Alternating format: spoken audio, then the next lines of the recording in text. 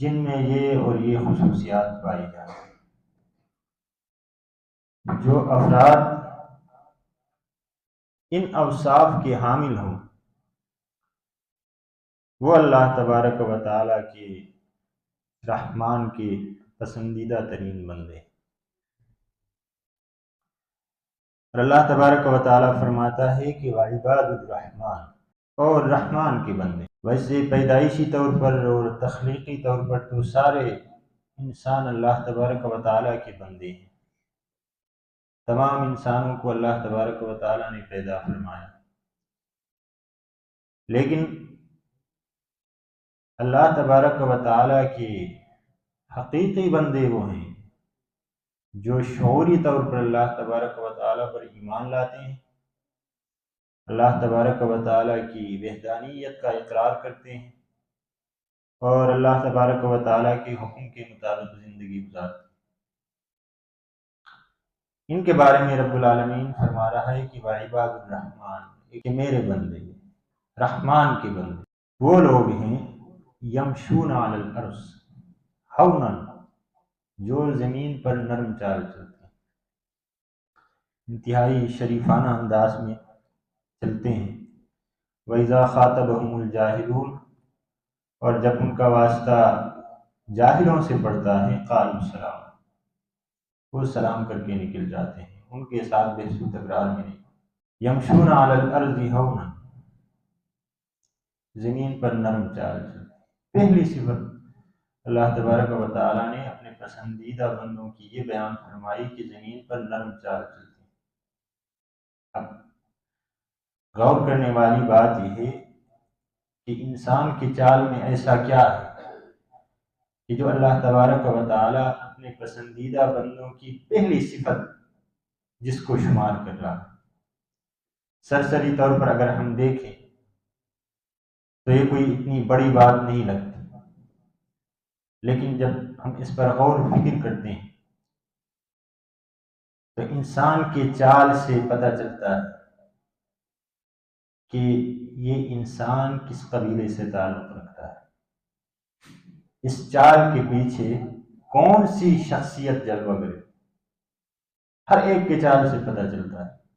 ہم دیکھتے ہیں کہ مسکین کی چال سے بالکل پتہ چلتا ہے کہ یہ غریب مسکین ہے۔ ایک متکبر اور فخر جتانے والے انسان کی چال چلن سے پتہ چل جاتا ہے کہ یہ متکبر انسان ہے۔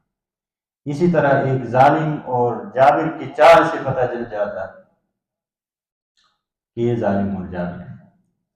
اللہ تبارک و تعالیٰ فرما رہا ہے کہ میرے بندے تو وہ ہیں، رحمان کے بندے تو وہ ہیں کہ جن کے بارے میں کسی کو بتانے کی ضرورت نہیں ہے کہ یہ مسلمان ہیں، یہ اللہ پر ایمان رکھنے والے، بلکہ وہ کردار کے مسلمان، جن کے چال چلن سے پتہ چل جاتا ہو کہ یہ مسلمان، یہ اللہ پر یقین رکھنے والا بندہ ہے، یہ اللہ پر ایمان رکھنے والا بندہ ہے، یہ اللہ سے ڈرنے والا بندہ ہے۔ وَإِذَا خَاطَبَهُمُ الْجَاهِلُونَ، اور یہاں سے جاہل وہ جاہل مراد ہے جو سب کچھ جاننے کے بعد ضد پہ اڑ جائے۔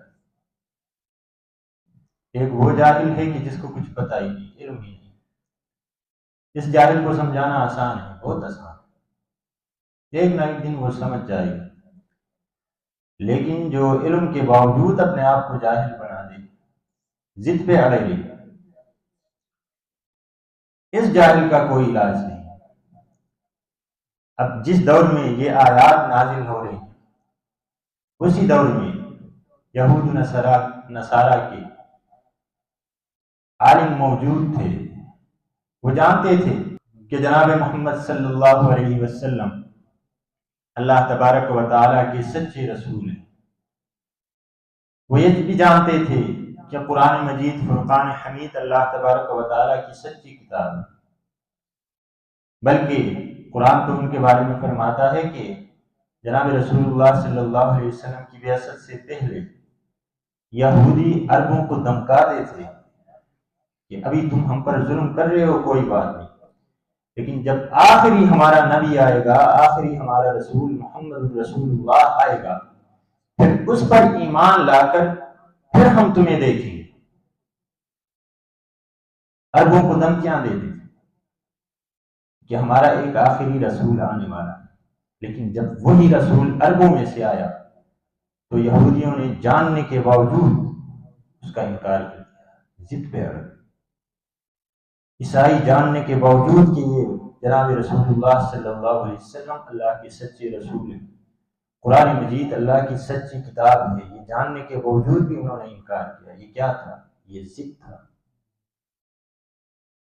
الذین آتیناہم الکتاب یعرفونہ کما یعرفون ابناءہم، اللہ تبارک و تعالیٰ ان کے بارے میں فرما رہا ہے کہ جن کو کتاب دی گئی ہے، یہ عیسائی، یہ یہودی، یہ قرآن مجید اور اللہ کے رسول صلی اللہ علیہ وسلم کو اس طرح حق سمجھتے ہیں، ان کو علم ہے، جانتے ہیں، جیسا کہ یہ اپنے بیٹوں کو جانتے ہیں۔ ان کو پتا ہے کہ یہ میرا بیٹا ہے، یہ میری اولاد ہے۔ اسی طرح سے 100% ان کو یقین ہے کہ جناب رسول اللہ صلی اللہ علیہ وسلم اللہ کے برحق رسول ہیں، قرآن مجید اللہ تبارک و تعالیٰ کی برحق کتاب ہے، لیکن اس کے باوجود وہ اپنے ضد کی روش پر کھڑے رہے، ایمان نہیں لایا۔ یہاں سے وہ جاہل مراد ہے کہ جس کو سب کچھ پتا ہو لیکن ضد اور اناد اور سرکشی کی وجہ سے جو ہے حق کو پہچاننے سے انکار کرے۔ تو جب ایسے جاہل سے رحمان کے بندوں کا واسطہ پڑتا ہے، قالوا سلام، وہ سلام کر کے نکل جاتے ہیں، اپنا ٹائم برباد نہیں کرتے۔ والذین یبیتون لربہم سجدا وقیاما، اب یہ چال چلن جو ہے، یہ اٹھنا بیٹھنا، یہ چلنا، نرمی کے ساتھ چلنا، بحث و تکرار سے اپنے آپ کو دور رکھنا، جاہلوں کے منہ نہ لگنا، یہ رحمان کے بندوں کی دن کی زندگی تھی کہ وہ دن کس طرح گزارتے ہیں۔ اب یہاں اللہ تبارک و تعالیٰ فرما رہا ہے کہ ان کے رات کی زندگی کس طرح ہے۔ والذین یبیتون لربہم سجدا وقیاما، رحمان کے بندے تو وہ ہیں جو راتیں گزارتے ہیں اللہ تبارک و تعالیٰ کے سامنے سجدہ ریز ہو کر، وقیاما، اور اللہ کے سامنے کھڑا ہو، ساری رات عبادت میں گزارتے تھے۔ اب اس پر غور کریں کہ یہ آیات جس دور میں نازل ہو رہی، یہ وہ دور تھا کہ جس میں اسلام اور کفر کی ایک کشمکش جاری تھی۔ اللہ کے رسول اور اس کے ساتھیوں کو برا بلا کہا جا رہا تھا۔ جس نظام کو اللہ کے رسول صلی اللہ علیہ وسلم پیش فرما رہے تھے، اس نظام کو برا بلا کہا جا رہا تھا کہ یہ نظام ہمارے باپ دادا کے نظام سے کیا ہے؟ برا، لہٰذا وہ کہہ رہے تھے کہ آپ واپس آ جائیں اپنے پرانے دین کی طرف۔ تو اللہ تبارک و تعالیٰ یہاں پر دو اخلاقی نمونوں کا تقابل فرما رہا ہے۔ ایک وہ اخلاق جو محمد رسول اللہ صلی اللہ علیہ وسلم اور اس کے ساتھیوں کی، حضرات صحابہ کرام رضی اللہ تعالی عنہ کی اخلاق کی، جو رسول اللہ صلی اللہ علیہ وسلم اور اسلام کی پیروی کی وجہ سے ان میں نمایاں تھی، اور ایک وہ اخلاق تھی جو گرد و پیش میں آگے پیچھے ہر دیکھنے والی آنکھ، ہر سوچنے والی ذہن کے سامنے تھی، جو پہلے سے چلی آ رہی تھی، جاہلیت کی۔ ان کی راتیں کس طرح ہوتی تھی؟ قمار بازیوں اور شراب نوشی اور ناچ گانا، عورتوں کو نچانا اور زنا اور پتہ نہیں کن کن جو ہے وہ برائیوں میں گزرتی۔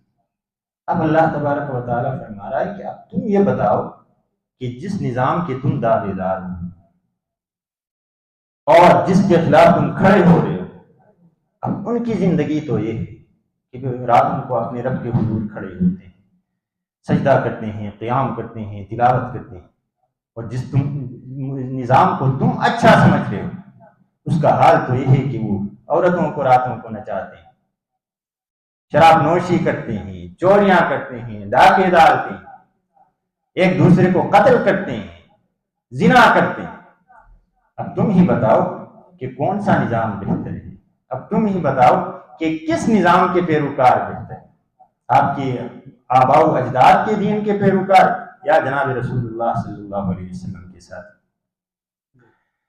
والذین یقولون ربنا اصرف عنا عذاب جہنم، اور اتنی عبادت کرنے کے باوجود ساری رات کھڑے ہو کے اللہ کی عبادت کرتے ہیں، دن رات اللہ کی عبادت کرتے ہیں، دن کو روزے رکھتے ہیں، راتوں کو قیام کرتے ہیں، اس کے باوجود یہ عبادت ان میں جو ہے تکبر پیدا نہیں کرتی، بلکہ وہ ان عبادات کے باوجود وہ کیا کرتے ہیں؟ دعا کرتے ہیں کہ ربنا اصرف عنا عذاب جہنم، اے ہمارے رب ہم سے جہنم کی عذاب کو پھیر، ان عذابها کان غراما، بے شک جہنم کا عذاب وہ جان کو لاگو ہے، بڑا سخت عذاب ہے۔ حضرت عمر رضی اللہ تعالیٰ عنہ کے بارے میں آتا ہے کہ ایک دفعہ ایک صحابی رسول صلی اللہ علیہ وسلم سے عرض کرتے ہیں کہ تمہارا کیا خیال ہے اگر اللہ تبارک و تعالی ہمارا معاملہ جو ہے وہ برابر کر دے، ہمارا حساب کتاب برابر کر دے، نہ ہمارے حصے میں کوئی نہ ثواب لکھ دے اور نہ کوئی گناہ لکھ دے، تو کیسا؟ وہ صحابی عرض کرتے ہیں کہ ایسا بھی نہیں ہے، ہم اللہ کے رسول صلی اللہ علیہ وسلم کی حیات مبارکہ کے بعد بھی جو ہے بڑے نیک عمل کیے اور اللہ تبارک و تعالیٰ سے امید ہے۔ تو حضرت عمر رضی اللہ تعالیٰ عنہ فرماتے ہیں کہ اللہ کی قسم مجھے یہ منظور ہے کہ اللہ تبارک و تعالیٰ نہ میرے ثواب میں کوئی جو ہے چیز لکھ دے اور نہ میرے گناہ میں کوئی چیز لکھ دے، میرا حساب جو ہے ایسے ہی برابر ہے، اس پر میں راضی ہوں۔ تو یہ کیا تھا؟ یہ اللہ تبارک و تعالیٰ کا خوف، اللہ تبارک و تعالیٰ کا ڈر تھا حضرت عمر رضی اللہ عنہ، جس سے شیطان بھی جو ہے اپنا راستہ بدل کے بات رہا ہے۔ ایسی ہستی فرما رہا ہے کہ اللہ تبارک و تعالیٰ میرا حساب کتاب برابر کر دے، میں راضی ہوں، اس سے زیادہ میں کچھ نہیں چاہتا۔ تو یہ عاجزی تھی، یہ انکساری تھی، عبادت کے باوجود وہ مزید اللہ تبارک و تعالیٰ کے سامنے عاجزی کا اظہار کرتے ہیں، ان میں تکبر کے شائبے تک نہیں جو ہے وہ نہیں پاتے۔ انہا ساءت مستقرا و مقاما، بے شک یہ جہنم جو ہے انتہائی بری جگہ اور برا مقام ہے۔ والذین اذا انفقوا، اور رحمان کے بندے کون ہیں؟ اذا انفقوا، جب وہ خرچ کرتے ہیں، اپنے مال میں سے خرچ کرتے ہیں، لم یسرفوا، تو اسراف نہیں کرتے، ولم یقتروا، اور نہ بخل کرتے ہیں، وکان بین ذلک قواما، بخل اور اسراف کے درمیان کا راستہ اختیار کرتے۔ اب جاہلیت میں بخیل بھی تھے، بڑے مشہور بخیل تھے، اور اسراف کرنے والے بھی تھے، جن کے پاس حد سے زیادہ مال تھی تو وہ ناچ گانوں اور شراب نوشی کے محفلوں میں دولت لٹاتے تھے۔ یہاں یہ آپ سمجھیں کہ اسلام کے نقطۂ نظر سے اسراف کی 3 قسمیں ہیں۔ پہلی قسم یہ ہے کہ ناجائز کام پر آپ پیسہ خرچ کریں، چاہے 1 روپے ہی کیوں نہ، یہ اسراف ہے۔ دوسری قسم یہ ہے کہ جائز کام پر خرچ کرے لیکن حد سے زیادہ خرچ کرے، یہ بھی کیا ہے؟ اسراف ہے۔ جیسے آج کل ہمارے شادی بیاہ میں خرچہ، ہماری رسم و رواج میں جو ہے وہ خرچے ہو رہے، پتہ نہیں 50 60 100 اور سینکڑوں ڈش جو ہے وہ پکائی جاتی، اور پھر سارے جو ہے وہ ضائع ہو جاتے، اور ناچ گانوں میں جو ہے شادی بیاہ میں لاکھوں روپے جو ہے وہ لٹائے جاتے، یہ کیا ہے؟ یہ بھی اسراف ہے۔ اور بخل کے اطلاق 2 چیزوں پر ہوتی ہے، ایک انسان اپنی استطاعت کے مطابق خود پر اور اپنے اہل و عیال پر خرچ نہ کرے، ایک قسم یہ ہے بخل کہ جس طرح اللہ تبارک و تعالیٰ نے اس کو دولت سے نوازا ہے، اس کے مطابق اس کا رہن سہن، اس کا کھانا پینا، اس کا جو ہے لباس پہننا، اس کے گھر والوں کو لباس پہننا، ان کا کھانا، اور اس کا گھر اپنی استطاعت کے مطابق، اپنے حیثیت کے مطابق گھر میں نہیں رہتا، یہ کیا ہے؟ بخل ہے۔ اللہ تبارک و تعالیٰ کو انتہائی ناپسندیدہ ترین چیز بخل ہے۔ دوسری قسم بخل کا یہ ہے کہ دین کے کاموں میں کسی کے جیب سے 1 روپے بھی نہ نکلے، یہ 2 چیزیں کیا ہے؟ بخل کی قسم ہے، یہ دونوں انتہائی ناپسندیدہ ترین ہیں۔ اب اسراف بھی کیا ہے؟